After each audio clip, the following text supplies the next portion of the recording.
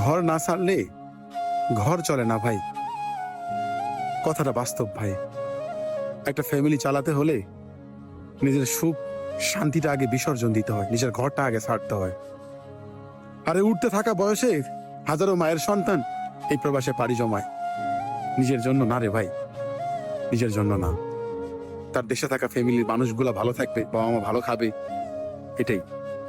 কে বোঝে ভাই যে ছেলেটা 16 বছর বয়সে লাখ টাকা ঋণের বোঝা মাথায় নিয়ে এই প্রবাসে পইরা আছে, দিন শেষে সেই ছেলেটাই আবার অবহেলিত হয় সেই আপন মানুষদের কাছে, যাদের জন্য ঘর বাড়ি ছাইরা টাকা পয়সা দিয়া এত কষ্ট কইরা এই প্রবাসের মাটিতে জীবন যুদ্ধে পড়ে থাকে।